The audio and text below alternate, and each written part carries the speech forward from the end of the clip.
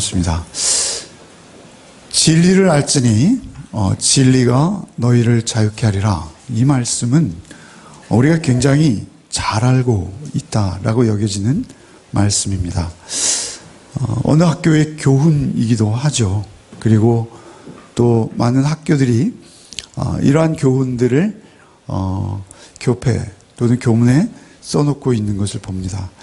진리가 무엇일까요? 진리가 우리를 자유케 한다라고 할 때 세상 사람들이 말하는 진리 혹은 기독교 학교를 자처하는 그런 학교들에서 소위 진리를 배우고 있기자라고 말할 때의 진리는 어떤 세상적인 이치, 그죠? 세상적인 기준, 세상적인 변하지 않는 어떤 원리, 원칙, 그것이 과학이 되었던, 그것이 또 사회과학이 되었던, 또 그것이 자연과학이 되었던, 그것이 뭐 어떤 정치적인 측면이 되었던, 경제적인 측면이 되었던 어떤 진리, 사실, 시간과 공간을 초월해서 변하지 않는 어떤 절대 가치, 그런 것들을 배우고 익히고 찾아내는 것, 그것을 우리의 최대의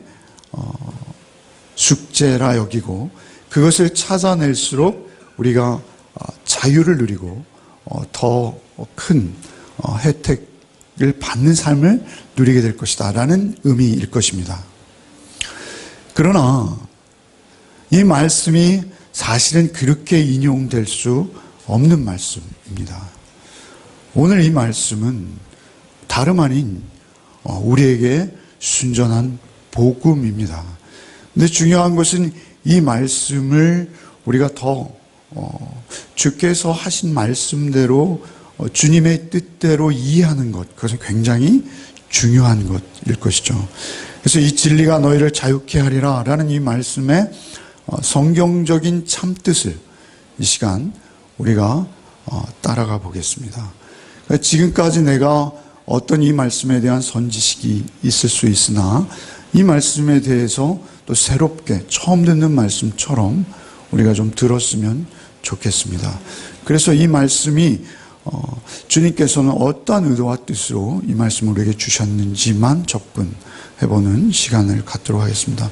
먼저 여기서 진리를 알지니 진리가 너희를 자유케 하리라 할 때 진리는 과연 무엇인가 라는 사실입니다. 우리는 진리라는 단어의 국어 사전적 의미를 알고 있습니다. 어떤 사실이 분명하여 시간과 공간을 초월하여 누구나 인정할 수 있는 보편적이며 불변하는 사실 혹은 참된 이치나 법칙, 이렇게 우리 진리의 개념을 가지고 있습니다. 그런데 오늘 본문에서 말씀하시는 진리는 결론부터 말씀드리면 우리가 잘 알고 있듯이 예수님 자신이십니다. 성경에서의 진리, 성경에서의 진리, 완전한 이치, 그리고 불변하는 이치, 그것은 사실 유일하신 예수님 자신 한 분뿐이십니다 라는 것이 성경의 주장이요, 논리 전체인 것입니다. 그래서 진리는 예수께서 직접 그렇게 말씀하셨어요. 요한복음의 에고에이미, 늘 말씀드리면 내가 무엇이다 라고 말씀하실 때 내가 길이요 진리요 생명이다, 내가 진리다, 이렇게 말씀하세요. 진리는 나다. 그런데 이 진리는 예수 자신이시면서 동시에 우리는 예수는 누구이십니까?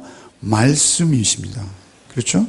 말씀이 육신이 되어 우리 가운데 거하심에, 우리가 잘 알고 있는 요한복음 1장 14절 말씀, 그 말씀이 육신이 되어서 오신 예수. 그런데 말씀이 예수이시고 예수가 또 진리이신데, 이 진리는 사실은 가장 중요한 것이 무엇이냐면 이 진리는 성령의 도우심이 아니면 진리가 진리될 수 없다는 것입니다.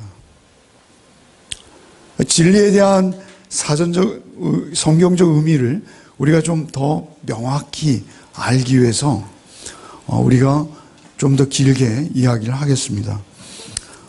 여러분 요한복음 우리 8장을 항상 펴놓으십시오. 오늘은 요한복음 8장을 펴놓으시는데 요한복음을 조금씩 넘어가 보겠습니다. 요한복음 14장 17절 우리 금요일 날 한번 찾아보았습니다만 요한복음 14장 17절을 한번 찾아서 함께 읽겠습니다. 17절 함께 읽겠습니다. 그는 진리의 영이라 세상은 능히 그를 받지 못하나니 이는 그를 보지도 못하고 알지도 못함이라. 그러나 너희는 그를 아나니 그는 너희와 함께 거하시며 너희 속에 계시겠습니다. 그러니까 진리는 말입니다. 사실은 성령의 도우심이 아니고서는 우리에게 진리 될 수 없습니다. 그러니까 세상의 진리는 어떤 과학적 사실이나 정치적 원리들이 될 수도 있겠으나 그런 사회적 과학적 그런 것이 아닌 우리의 생명과 관련된 진리는 오직 예수 자신이신데 그 예수의 말씀은 오직 성령으로만 우리가 잘 알고 있는 사실이에요. 그런데 다시 성경적인 근거를 가지고 찾아보는 거예요. 진리의 영, 진리의 영이신 성령님만이 우리에게 진리를 밝히 보여주신다라는 것이죠. 그래서 에베소서 우리가 늘 말씀드린 6장에 뭐예요? 진리의 성령의 검이라고 말씀하는 거예요. 다른 건 다 하나씩인데, 단수인데, 말씀과 진리는 항상, 말씀과 성령은 함께 있어요. 요한복음 15장 26절 한번 읽어보겠습니다. 요한복음 15장 26절 한번 읽어보겠습니다. 내가 아버지께로부터 너에게 보낼 보혜사 곧 아버지께로부터 나오시는 진리의 성령이 오실 때 그가 나를 증언하실 것이다. 진리와 성령과 나는 여기서 하나예요. 그러니까 뭐라 하시는 거예요? 진리의 성령이 오실 때에 그가 나를 증언하실 것이다. 그러니까 제일 중요한 것은 진리와 성령과 나, 곧 말씀이시죠. 는 하나예요, 하나. 뗄래야 뗄 수 없는 관계예요. 그래서 진리가 우리에게 오실 때는 반드시 성령의 도우심 없이는 진리가 진리되지 않습니다. 그러니까 우리의 머리로 깨달아 아는 것, 그 정도가 우리에게 진리될 수 없어요. 머리로 깨달아 아는 것이 출발해요, 물론. 머리로 먼저 깨달아 알지 못하면 성령의 도우심도 없어요, 사실은. 그러나 중요한 것은 그 간단한 복음의 원리를 우리가 머리로 깨달아 아는 것만으로 그것이 진리되지 않는다는 것이죠. 여러분 16장 13절로 가보겠습니다. 16장 13절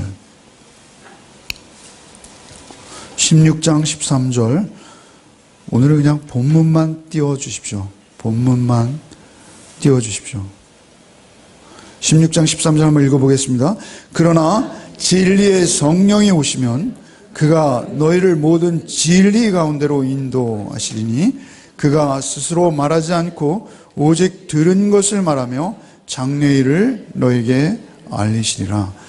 중요한 것은 진리가 오시면 진리의 영이 오시면 하나님께서 들은 말씀, 사실은 예수께서도 지금 이 문맥 속에서는 하나님께서 들은 말씀을 증거하는 거예요. 그러면 진리 자체는 하나님의 말씀인데 그 말씀이 성령과 함께 우리에게 깨달아져 아는 복이 있다는 것이죠. 그것이 장래일까지 우리에게 알게 하신다는 거예요. 장래일, 성령은 우리의 과거, 우리의 현재, 우리의 미래 모든 것을 밝히 알려주세요.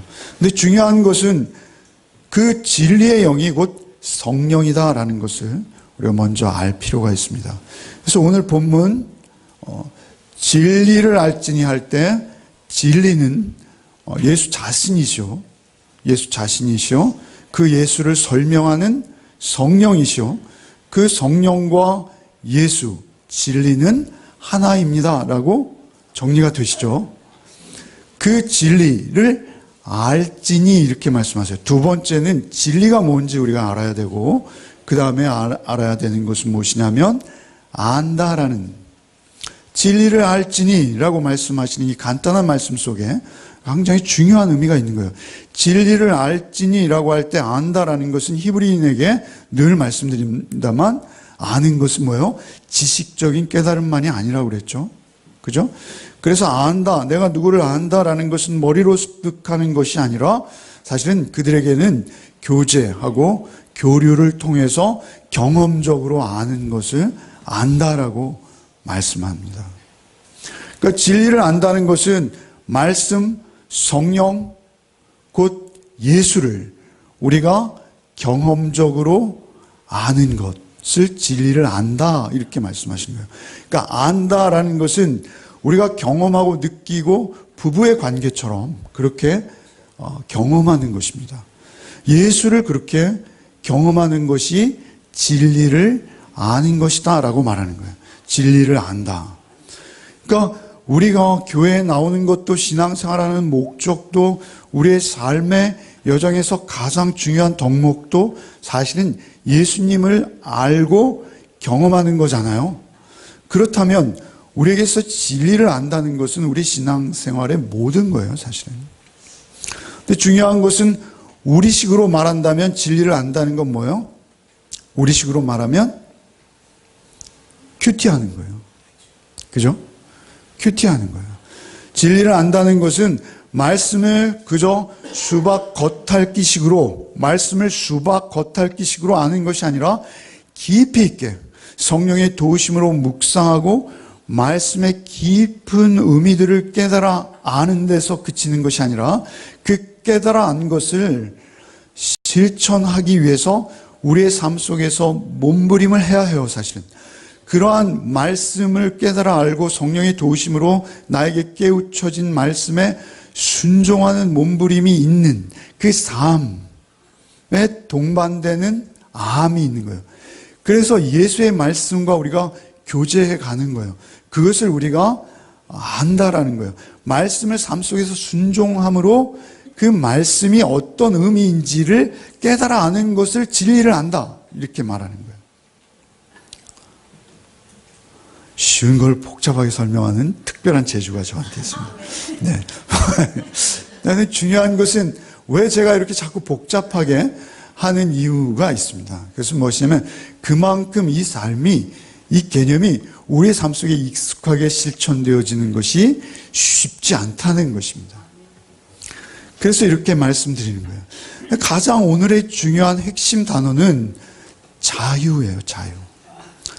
진리를 알지니, 진리를 알면 어떻게 된다는, 진리가 너희를 자유하게 하리라 라고 말씀해요. 자유. 자유는 우리의 소중한 것이죠. 자유가 아니면, 네. 여러분 다 아시네요. 중요한 것은 자유는 우리에게 목숨보다 중요해요. 어제 추운데도 40만 명이 넘었다 하죠. 자유를 달라고 부르짖는 것입니다. 근데 중요한 것은 그 자유가 아니에요, 여기서는. 우리에게 있어서는 그 자유와는 비교할 수도 없이 더욱 중요한 자유가 있다는 거예요. 근데 너희가 진리를 알지니 진리가 너희를 자유케 하리라 라고 말씀하실 때 그 말씀을 받는 청중들은 자유하다는 거예요? 자유하지 못하다는 거예요? 자유하지 못하다는 거예요. 그래서 너희가 진리를 알아야만 돼. 그리고 진리를 알지 않으면 너희는 결코 자유인이 될 수 없어 라고 단정적으로 선언하시는 거예요.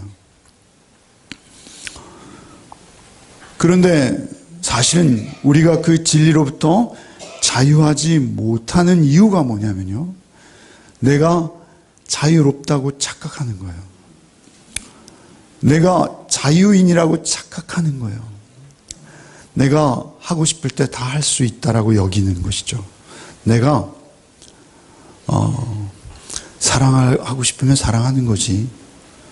내가 용서하고 싶으면 용서하는 거지.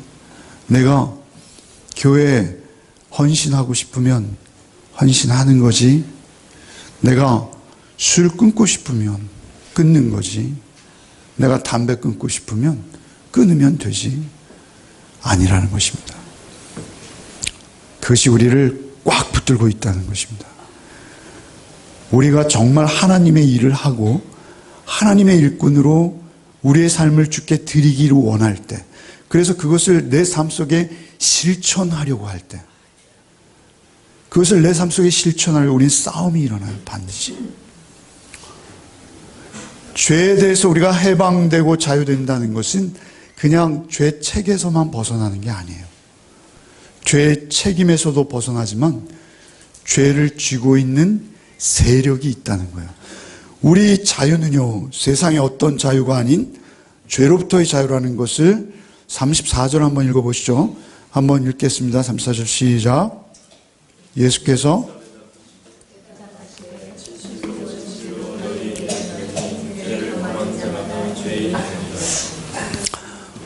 순순히 읽으라고 할 때 읽으십시오. 34절 말씀, 8장 34절 말씀 한번 읽겠습니다. 시작.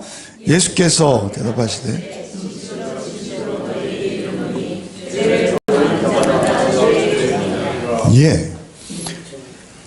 사실은 여기서 죄의 종인이라 이렇게 해석했는데요. 사실 이것은 굉장히 완곡한 해석이에요. 여러분 영어 성경에 보면 이것을 slave라고 번역해야 되는데 뭐죠? 서번트라고 번역했다라고 해서 굉장히 비판하는 한 학자가 있어요. 그 우리를 가리는 거예요. 우리가 죄의 노예가 되었다는 거예요. 그래서 죄로부터 벗어나고자 하지만 죄에 꽉 붙들려서 죄로부터 도저히 벗어나지 못할 처지에 우리가 있다는 것을 예수께서 우리에게 밝히 말씀하시는 것이죠. 죄를 범하는 자마다 죄의 종이라. 근데 이 상태가 더욱 극단적으로 표현된 게 44절이에요. 한번 읽어보겠습니다. 44절도 시작. 너희는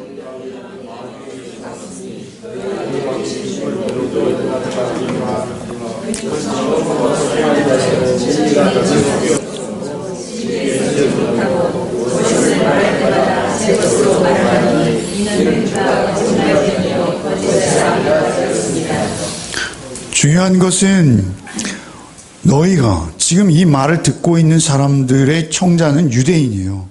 유대인들은 하나님을 자기 아버지라 부르고 있어요. 그런데 그 아버지가 그들의 아버지가 아니라는 거예요. 그것은 전쟁인 것입니다. 싸움이에요.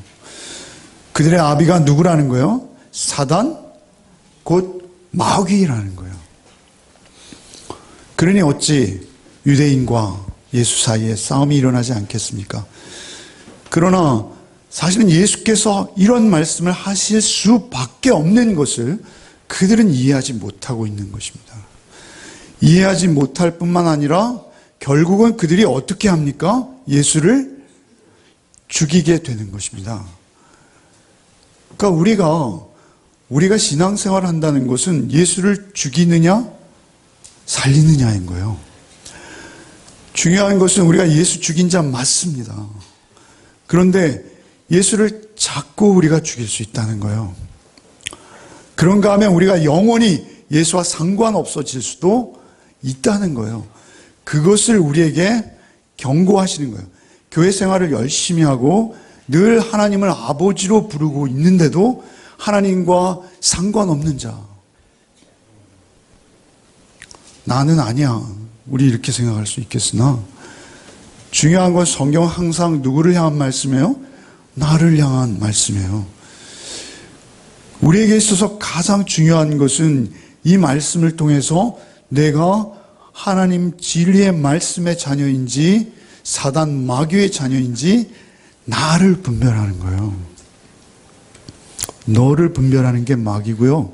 나를 분별하는 게 하나님의 자녀예요. 근데 중요한 것은 유대인은 지금 누구를 분별하려 들고 있어요? 예수를 분별하려 들고 있어요. 감히. 그러면서 자기는 뭐예요? 가장 선하고 의로울 뿐만 아니라 아브라함의 자손이요 하나님을 아바 아버지로 부르고 있다라는 교만 속에서 가득한 자기의에 꽉 붙들려 있는 거예요. 여러분, 이 맥락을 한번 우리 살펴보겠습니다. 30절에 한번 보시죠. 8장 30절에 이 말씀을 하심에 많은 사람이 믿더라 이렇게 말씀하시죠. 이 말씀을 하심에 많은 사람이 믿더라. 누가 믿더라는 거예요? 많은 사람이. 누구 중에요? 유대인 중에. 유대인 중에 많은 사람이 예수를 믿었어요. 그것은 굉장한 일이에요, 여러분. 그렇잖아요. 예수를 끝까지 안 믿잖아요. 예수가 십자가에 죽임당하실 때까지 제자들조차 안 믿잖아요. 그런데 여기서 예수를 믿더라 이렇게 말씀하세요. 진짜 믿은 걸까요? 아닙니다. 여기에 31절에 이렇게 이어지고 있죠. 사실은 학자에 따라서 의 주장이 부딪히고 있어요. 그러나 이게 다른 장소에서 달리 선포된 말씀이라 주장하는 사람도 있어요. 그렇지 않습니다. 31절을 보십시오. 그러므로 이렇게 시작하죠. 번역 자체가 이어지는 대화예요. 여러분, 성경은 원래 장절이 없습니다. 이것은 우리의 읽기 편하게 하기 위해서 이렇게 하신 거예요. 그러므로 라는 이 헬라어의 의미는 무엇이냐면 이 말씀을 하시면 많은 사람이 믿었는데 그 믿음이 아니다는 것입니다. 너희는 그 믿는다라는 고백을 그들이 하기 시작했어요. 막 터져 나왔어요. 아멘, 아멘. 동의가 나왔어요. 믿는 사람이 많이 생겼어요. 이때 당시에 이미 예수 믿으면 출교하기로 결정했습니다. 출교당하면 어떻게 되는 거죠? 대한민국 주민등록증을 뺏기는 거, 그 정도 문제가 아닙니다. 중세에 출교당하는 것보다 더 잔인해요. 이때 출교는 완전히 생명을 뺏기는 것과 진배 없습니다. 너무 잔인한 거예요. 그런데 그것을 잘 아는 그들이 예수를 믿으면 출교당하는 것까지 아는 그들이 믿었어요. 대단한 거잖아요. 그런데 예수께서는 그들을 향해 31절에 그러므로 예수께서 자기를 믿은 유대인들에게 이르시되 너희는 지금 자유하지 못해라고 선언하시는 것입니다. 그러니까 자유하지 못해라고 선언을 받은 그들은 누구입니까? 유대인들인 것이고 소위 하나님을 가장 잘 믿고 있다고 여겨지는 종교인들인 것입니다. 내 말에 거하면 참으로 내 제자가 되고 진리를 알지니 너희가 너희를 자유롭게 하리라. 진리가 너희를 자유롭게 하리라라는 이 말씀. 사실은 이 말씀 중에 가장 중요한 것은 무엇이냐면요. 사실은 너희가 내 말에 거하면 이라는 말씀이에요. 너희가 내 말에 거하면 참으로 내 제자가 되고 진리를 알지니 진리가 너희를 자유롭게 하라. 진리를 알지니라는 이 문장을 우리가 분석해 보았죠. 진리를 알지니라는 말과 너희가 내 말에 거하면이라는 말과 동의어죠. 우리는 이제 성경을 그 정도는 읽을 수 있게 되었어요. 그죠? 그러니까 너희가 내 말에 거하면, 말씀이 육시되신 예수, 그 예수의 말씀은 성령의 도우심으로 깨달아지는데 그 성령은 진리의 영이세요. 그런데 그 진리의 영이 우리에게 임하세요. 임하셔서 첫 번째 나타나는 현상이 무엇일까요? 진리의 영이 우리에게 임하시면 우리가 어떻게 될까요? 진리의 영이 우리에게 임하시면 요한복음 16장으로 다시 한번 가겠습니다. 성경을 왔다 갔다 합니다. 요한복음 16장 7절부터 한번 읽겠습니다. 7절부터 9절까지만 읽겠습니다. 한번 읽겠습니다. 그러나 내가 너희에게 실상을 말하노니 내가 떠나가는 것이 너희에게 유익이라. 내가 떠나가지 아니하면 보혜사가 너희에게로 오시지 아니할 것이요 가면 내가 그를 너희에게로 보내리니 그가 와서 죄에 대해서 의에 대하여 심판에 대하여 세상을 책망하리라. 죄에 대하여라 함은 그들이 나를 믿지 아니하며. 성령이 그러니까 진리의 영이신데 진리의 성령이 처음에 우리에게 오시면 우리가 제일 먼저 첫 걸음으로 성령이 임하실 때 우리가 처음 깨닫게 되는 게 뭐라는 거예요? 죄라는 거예요. 아, 내가 죄인이구나. 성령이 오면 이상한 알아들을 수 없는 이야기로 말을 한다거나 환상을 본다거나 손을 대면 뒤로 넘어지는 것이 아니라 성령이 우리에게 오시면 제일 먼저 우리에게 나를 보게 하세요. 내가 누구인지. 구원의 시작은 거기서부터인 거예요. 지금 예수님과 유대인과의 대화가 끊임없이 수평선을 달리고 있어요. 왜 그렇습니까? 그들이 나를 볼 수 없는 거예요. 나를 볼 수 없는 거예요. 요한복음 8장으로 다시 가겠습니다. 8장으로 가면 우리 읽지는 않겠습니다만 8장이 시작되는 한 에피소드, 사건이 있어요. 그건 무엇이죠? 간음한 여인 사건이죠. 그죠? 간음한 여인 사건이 있고, 그리고 8장 전체는 그 간음 여인 사건 하나를 가지고 묶여 있어요. 한 의미의 덩어리예요, 8장 전체는. 그리고 9장 전체도 사실은 우리가 짧은 몇 분간의 몇십 분의 설교로 다 말씀드릴 수는 없으나 여러분들 다음 주에 묵상하시면서 보면 9장 전체도 앞에 있는 실로암 소경이 눈을 뜬 사건 하나로 다 엮여 있어요. 그래서 이 8장에서도 사실 유대인과 계속 그들이 논쟁하는 이유는 유대인들은 계속 예수를 오히려 하나님의 아들이 오셨는데 그를 정죄하고 있어요. 예수를 너 귀신 들렸어. 예수를 향해서 끊임없이 우리는 아브라함의 자손인데 너는 귀신의 자녀야 라고 예수님과 싸우고 있어요. 그 이유는 나를 모르는 거예요. 그 예수님과 싸우는 이유를 가장 극명하게 보이는 게 그 간음하다 잡혀온 여인을 놓고 그들이 보이는 논쟁이에요. 그들이 그 여인을 앞에 두고 뭐라 말합니까? 예수에게 모세의 율법에 이러한 여자를 돌로 치라 명하였거니와 선생은 어떻게 말하렵니까? 이렇게 묻고 있어요. 여러분, 율법은 선한 것이죠. 율법 자체는 선한 거예요. 우리가 율법을 폐하려 오셨다라는 표현을 많이 접합니다만 율법을 예수께서 폐하러 오셨습니까? 아닙니다. 율법을 완성하러 오셨어요. 율법은 선한 거예요. 여러분 마태복음 5장 17절로 18절 예수님의 가장 중요한 산상설교에서 예수께서 뭐라 하세요? 내가 율법이나 선지자를 폐하러 온 줄로 생각하지 말라. 폐하러 온 것이 아니요 완전케 하려 함이라. 진실로 너에게 이르노니 천지가 없어지기 전에 율법의 1.1획이라도 반드시 없어지지 않고 다 이룰 것이다. 중요한 것은 율법을 우리가 못 지켜서 문제인 것이죠. 왜 못 지키는 거예요? 우리의 마음과 영혼이 하나님을 배반했기 때문에 못 지키는 거예요. 중요한 것은 우리가 마음으로 하나님의 법, 생명의 성령의 법을 하나님의 말씀을 성령의 도우심으로 우리 안에 모셔드리면 율법 정도는 우리가 충분히 지킬 수 있다라고 하나님께서 말씀하세요. 예수께서 말씀하시는 거예요. 중요한 것은 그 율법이 유대인의 손에 들리자 어떻게 됐어요? 율법이 여인을 죽이는 일에 동원되는 거예요.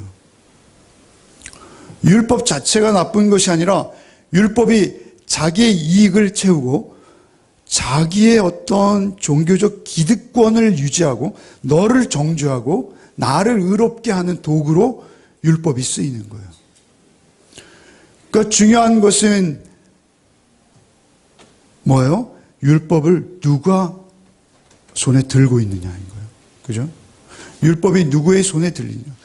율법은 선한 것이요. 율법으로 우리가 죄를 깨달아 알고 내가 죄인인 것을 알고 예수를 향하고 예수를 붙들러 나와야 되는데 율법을 가지고 예수를 정죄하고 예수를 죽이려고까지 하는 유대인들. 항상 그래요. 여러분, 돈이 나쁜 거예요?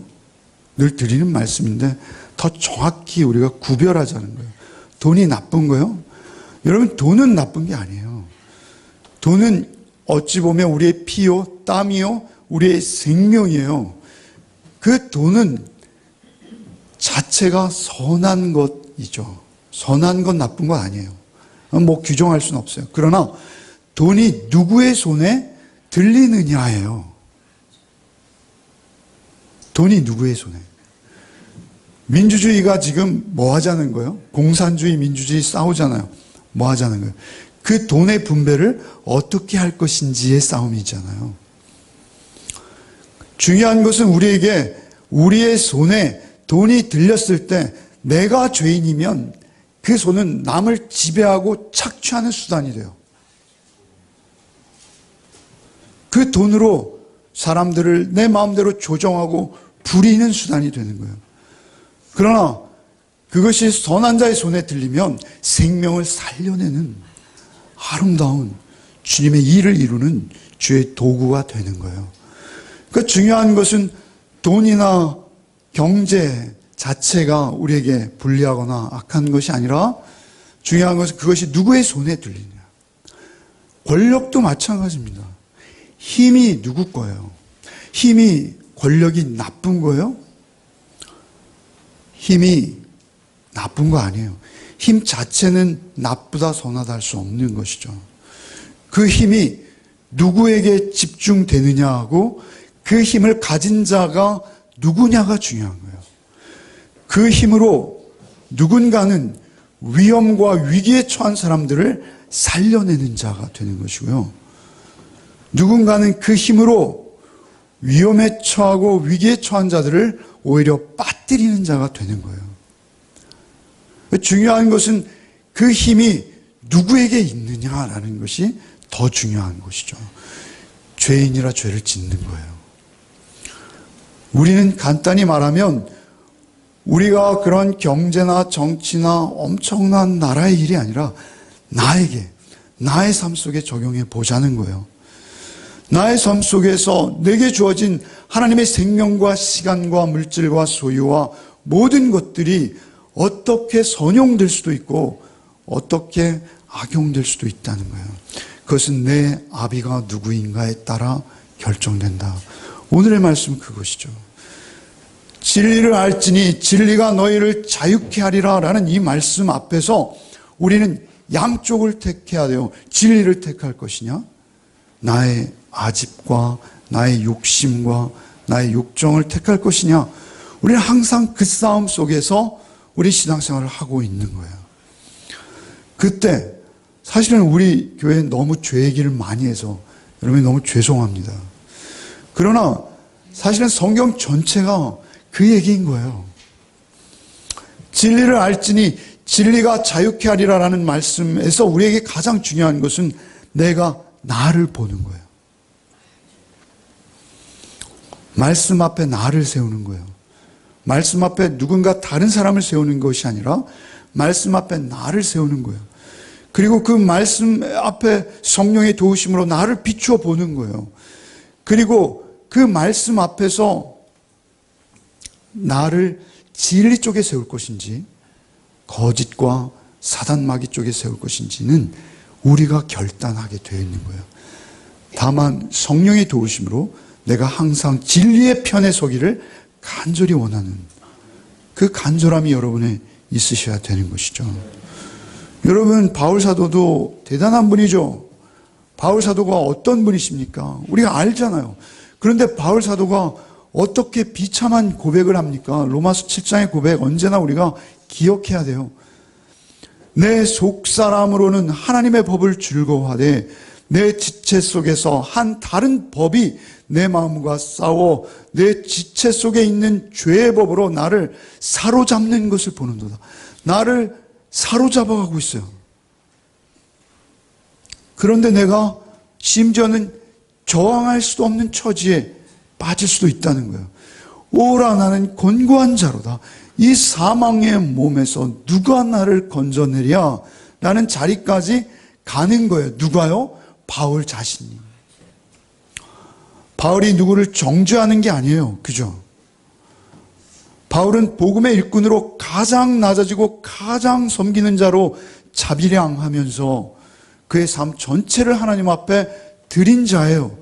그럼에도 불구하고 그가 그렇게 성결하고 거룩하고 참으로 구별된 삶을 살아낼 수 있는 능력이 어디서 비롯되는 것입니까? 나를 아는 데서부터 비롯되는 거예요. 나를 아는 데서부터. 내가 누군지를 알 때 내가 그 죄의 노예로부터 벗어나게 되는 것입니다.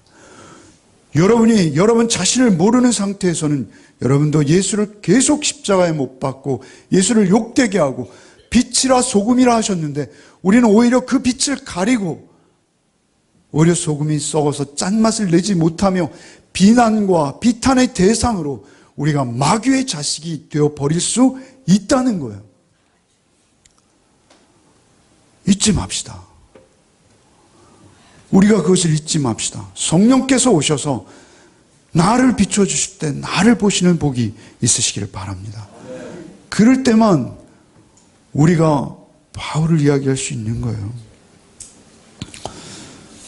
많은 사람이 예수를 믿는다 했지만 그 많은 사람이 예수를 믿는다는 그들의 반응이 계속 어떻게 이어집니까? 계속 우리가 8장을 통해서 보면 41절을 보십시오. 8장 41절. 너희는 너희 아비가 행한 일을 하는도다. 대답하되 우리가 음란한 데서 나지 아니하였고 아버지는 한 분뿐이시니 곧 하나님이시로다. 자기의 아버지는 하나님뿐이니 한 분뿐 내 아버지는 하나님이십니다 라고 말하고 있어요. 그들이 말하고 있는 거 사실 장난이 아닙니다. 여러분 그들의 삶을 보십시오. 그들이 얼마나 철저한 11조를 드렸습니까? 그들의 삶 전체를 아버지께 드리고 있는 듯 했어요. 그렇지 않아요? 바리새인들의 그 철저한 신앙생활을 한번 보십시오. 그들은 우리가 따라갈 수 없을 정도예요. 근데 중요한 것은 그럼에도 불구하고 그들이 그것이 다 누구를 향하고 있었어요? 나의 의를 향하고 있었어요. 나는 의롭고 너는 죄이냐? 이쪽으로 가는 거예요.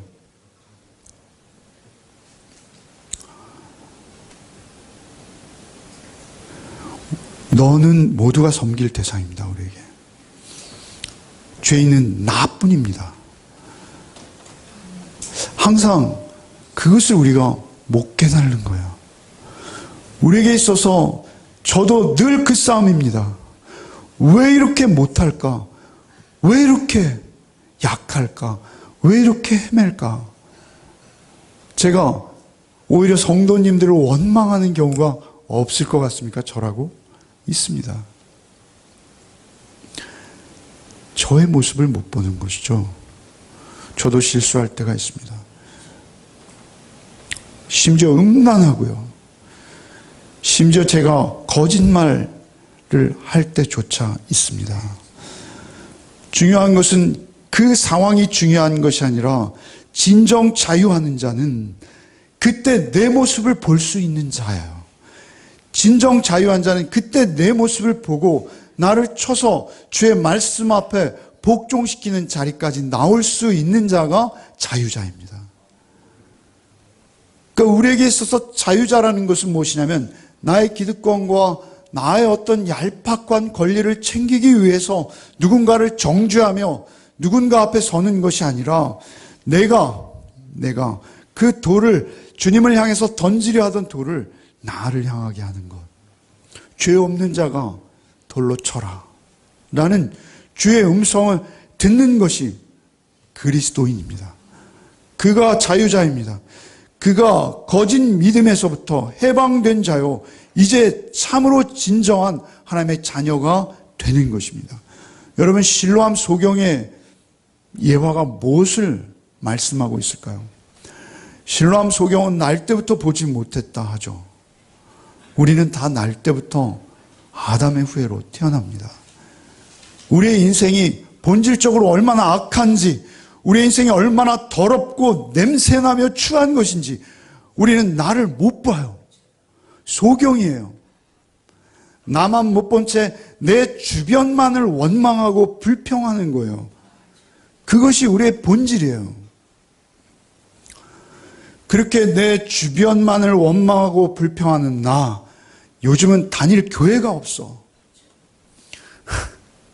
그게 우리예요. 요즘 교회 같은 교회가 없다니까? 이게 우리예요. 그래서 교회도 안 나가기 시작하는 그리스도인들이 많다 하죠.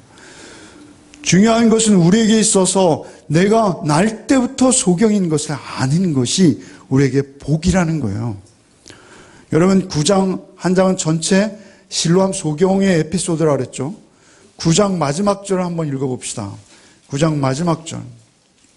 우리 다음 주간 9장을 계속 묵상할 터인데 마지막 절 한번 읽어보겠습니다. 예수께서 이르시되 너희가 맹인이 되었더라면 죄가 없으려니와 본다고 하니 너희 죄가 그대로 있느니라. 여러분 뭘 보셨습니까? 뭘 보이십니까?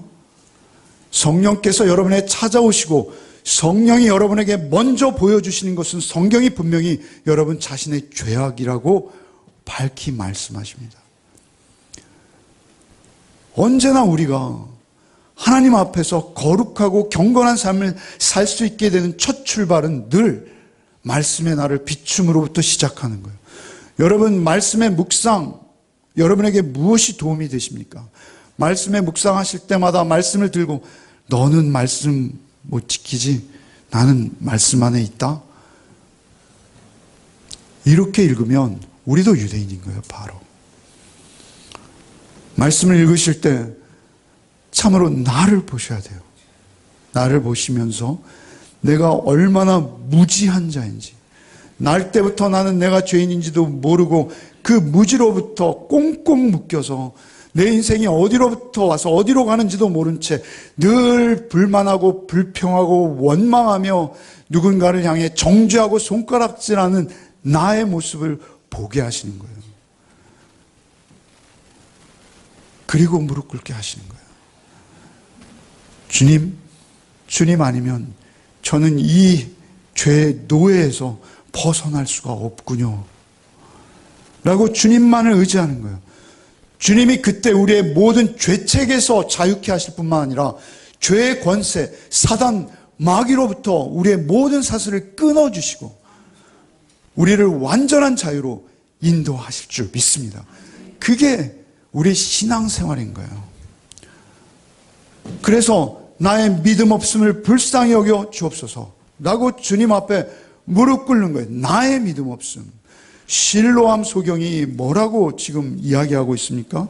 실로암 소경이 11절에 보면 대답하되 예수라 하는 그 사람이 나를 눈뜨게 했습니다. 17절에 보면 어떠한 사람이라 하느냐 대답하되 선지자가 나를 눈뜨게 했습니다.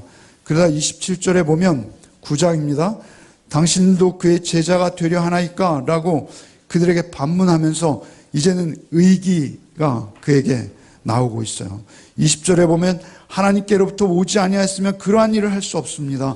그분은 하나님께로부터 온 자입니다까지 나오는 게 33절까지 긴 여정이에요. 눈을 뜬 것이 중요한 것이 아니라 그의 육체적인 눈이 아니라 영적인 눈이 떠지기 시작하는 거예요. 그리고 나서 그가 이제 36절에 한번 같이 읽죠. 36절부터 읽겠습니다. 시작. 대답하여 이르되 주여 그가 누구시니까 내가 믿고자 하나이다. 예수께서 이르시되 내가 그를 보았거니와 지금 너와 말하는 자가 그이니라. 이르되 주여 내가 믿나이다 하고 절하는지라. 드디어 내가 주를 믿나이다 라고 고백하기까지 그가 예수를 만나는 단계가 있어요. 여러분 다음 주에 이것을 묵상하셔야 해요. 그 단계 속에서 나는 지금 어디까지 와 있나. 항상 우리가 예수 앞에 무릎 꿇는 자로 여러분의 삶을 주께 전적으로 의탁하십시오. 그때 말씀을 절박하게 우리가 붙들게 되는 것이요. 그 말씀이 우리 안에 찾아오셔서 성령님과 함께 예수로 우리의 삶을 구별하시고 우리를 모든 죄로부터 자유케 하실 줄 믿습니다. 여러분, 끊지 못하는 세상의 죄악들이 있습니까? 도우심을 구하셔야 해요. 도우심을 구하셔야 돼요. 여러분 그 죄악을 접할 때마다 그 자리에서 무릎 꿇으셔야 돼요. 그리고 기도하셔야 돼요. 그리고 주님을 찬양하셔야 돼요. 주님께서 나를 위해서 이루신 그 일들이 무엇이죠? 우리 8장 28절 한번 보시죠. 8장 28절. 또 한번 읽겠습니다. 함께 읽겠습니다. 시작. 이에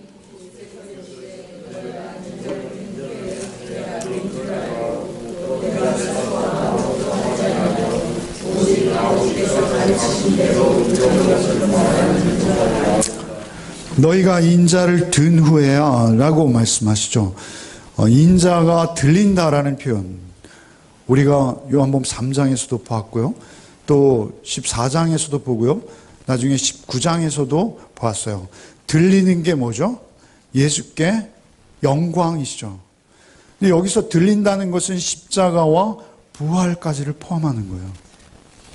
십자가에도 들리지만 결국 무덤에 갇히신 예수를 하나님께서 들어 올리시는 것이 부활이시죠. 그러니까 예수의 십자가와 부활만 우리를 그 죄로부터 자유하게 하시는 것입니다.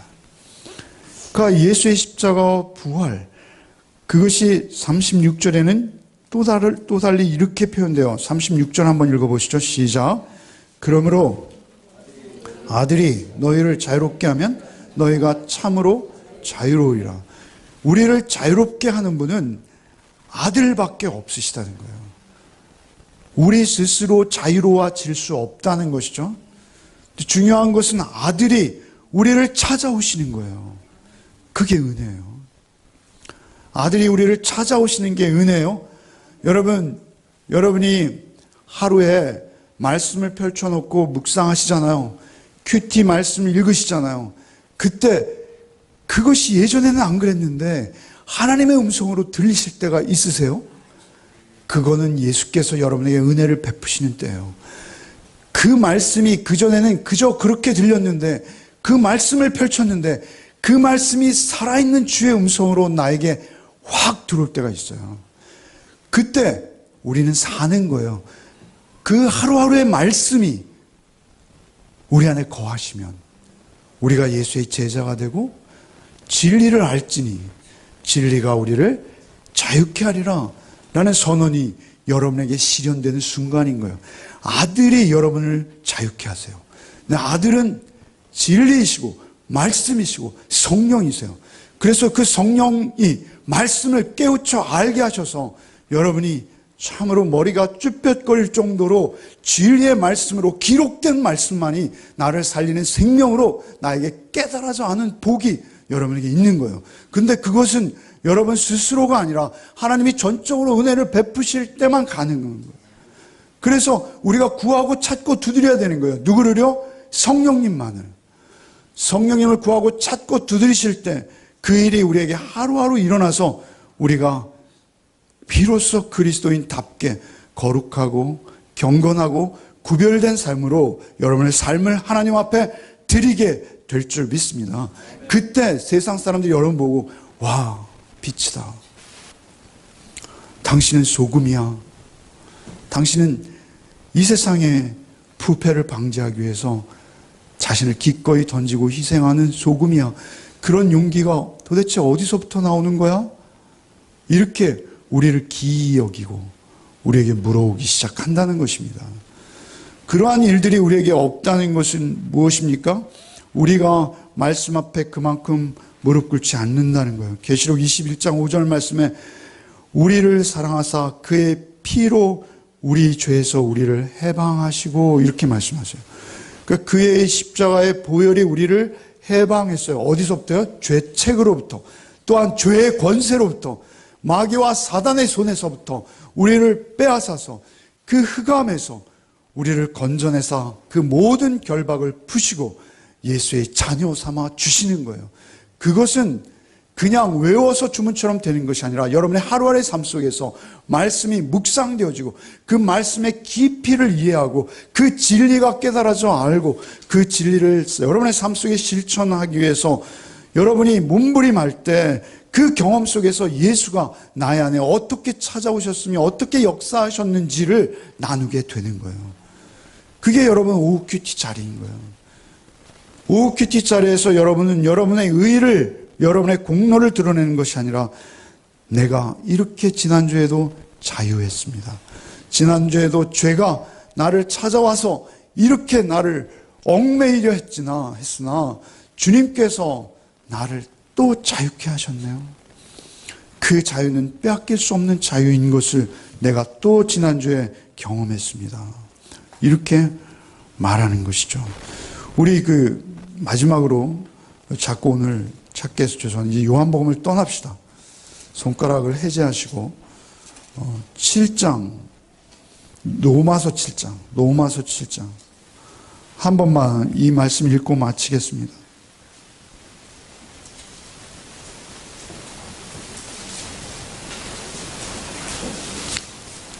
로마서 7장 21절 제가 읽어드렸습니다만 한 번만 더 읽겠습니다. 7장 21절부터 한번 읽겠습니다. 그러므로 내가 한 법을 깨달았노니 곧 선을 행하기 원하는 나에게 악이 함께 있는 것이로다. 내 속사람으로는 하나님의 법을 즐거워하되 내 지체 속에서 한 다른 법이 내 마음의 법과 싸워 내 지체 속에 있는 죄의 법으로 나를 사로잡는 것을 보는도다. 오라 나는 곤고한 사람이로다. 이 사망의 몸에서 누가 나를 건져내랴. 여기까지 이렇게 비탄에 젖어 있어요. 근데 놀랍도록 신비한 게 하나 있습니다. 25절은 전혀 달라요. 25절부터 8장 2절까지 한번 읽겠습니다. 우리 주 예수 그리스도로 말미암아 하나님께 감사하리로다. 그런즉 내 자신이 마음으로는 하나님의 법을 육신으로는 죄의 법을 섬기노라. 그러므로 이제 그리스도 예수 안에 있는 자에게는 결코 정죄함이 없나니 이는 그리스도 예수 안에 있는 생명의 성령의 법이 죄와 사망의 법에서 너를 해방하였습니다. 이 말씀은요, 오늘의 말씀대로 적용하면요, 진리를 알지니 진리가 너희를 자유케 하리라라는 이 말씀에 적용하면요, 무엇이냐면 내가 얼마나 공고한 자라는 것을 바닥까지 내려가서 체험한 자가 즉시 그 바닥이 깊은 만큼 그 은혜가 충만하도록 주님께서 그에게 임하시는 것을 우리가 확인할 수 있어요. 여러분, 장절은 우리가 구분한 거라 그랬죠. 그냥 이어지는 말씀으로 읽어보세요. 24절과 25절의 차이는 뭘까요? 24절에 오라 나는 곤고한 사람이로다. 이 사망의 몸에서 누가 나를 건져내랴. 그런데 바로 어떻게 돼요? 우리 주 예수 그리스도로 말미암아 하나님께 감사하리로다. 갑자기 바뀌고 있어요. 이런 변화가 어떻게 일어날 수 있는 것이죠? 예수께서 즉시 임하시는 거예요. 말씀으로, 성령으로 임하시는 거예요. 여러분, 죄의 사슬이 여러분을 또 매이고 여러분을 결박하려 할 때 여러분 예수께 즉시 구하십시오.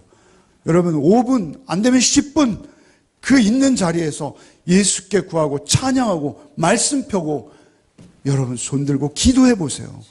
여러분 반드시 예수께서 여러분을 도와주실 줄 믿습니다. 여러분이 못 끊고 있는 어떤 중독이 있습니까? 여러분 자꾸 넘어지는 그 자리가 있습니까?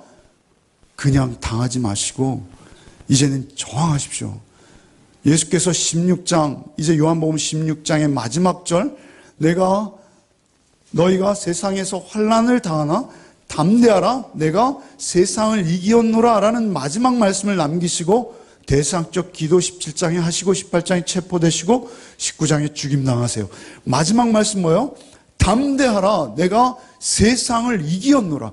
세상을 이기신 그분이 우리의 왕이시오, 내 주 안에 내주하시는 분이세요. 그래서 주께서 이미 다 이루신 싸움이고 승리하신 싸움이시기 때문에 우리는 우리의 대장 되시는 예수를 따라서 그저 예수를 모시고 그 말씀을 내 안에 모시고 진리 안에, 진리를 알고 진리 안에 거하기 위한 여러분의 기도와 간구가 즉답되어지게 하시겠다라고 약속하시는 거예요. 담대할 수 있어요. 이길 수 있어요. 승리할 수 있어요. 아무것도 아니에요. 너무 사소한 거예요. 여러분을 얽매였던 어떤 중독도 여러분 주님의 그 능력 앞에서는 아무것도 아니라는 것을 선언하십시오. 믿으십시오. 반응하십시오. 성령님께 구하십시오. 그냥 패배하면 안 돼요. 우리가 그 죄로부터 그냥 물러나서 음란에게 내 마음을 내어주고요. 내 중독에게 내 마음을 내어주고요. 나의 그 도적 같은 탐욕과 욕심, 나의 조그만 힘을 알량하게 이용해서 나의 이익을 챙기려는 그 수작을 멈추게 하실 줄 믿습니다.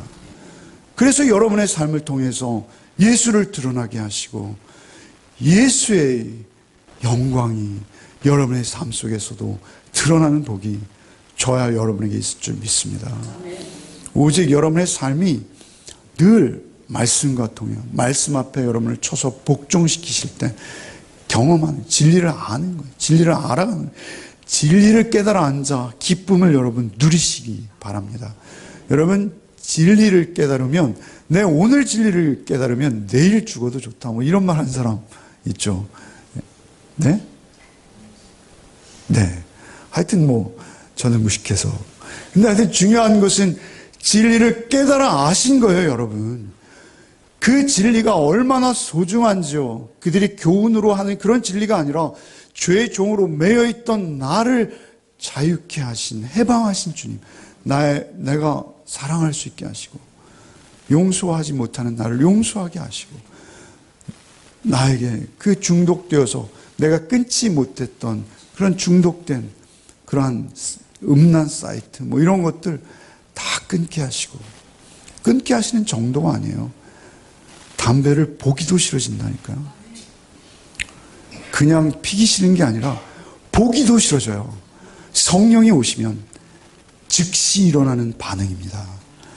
여러분 그 반응을 다음 주에도 경험하시고 죄와 싸워서 승리한 승전보를 가지고 또 여러분 큐티 자리에서 나누시는 우리 열매 맺는 교회, 그 나눔이 풍성한 우리 교회 되기를 소원합니다. 주님 감사합니다. 이제 그리스도 예수 안에 있는 자에게 결코 정죄함이 없나니 이는 그리스도 예수 안에 있는 생명의 성령의 법이 죄와 사망의 법에서 너를 해방하였음이라 선언하신 그 선언을 우리가 날마다 경험하며 진리의 말씀이 얼마나 큰 능력이신지를 우리의 삶 속에서 늘 체험하는, 그래서 진리를 점점 알아가는 기쁨이 우리의 삶 속에 충만한 그러한 복된 한 주간의 삶으로 우리를 또 인도하여 주옵소서. 예수 그리스도의 이름으로 기도하옵나이다. 아멘. 이제는 우리 구주 예수 그리스도의 은혜와 하나님 아버지의 크고도 극진하신 사랑과 성령의 교통감화 충만케 하시는 은총이 오직 진리를 알지니 진리가 너희를 자유케 하리라 하신 그 선언의 말씀 앞에 나를 비추어내서 늘 그 자유를 누리며 그 자유 속에서 하나님께서 우리에게 뜻하시고 맡기신 일들을 해내는 자로 우리의 삶을 살기를 소원하며 한 주간의 삶 속으로 나가는 우리 교우들 위해 이제로부터 영원토록 함께 계시기를 축원하옵나이다. 아멘.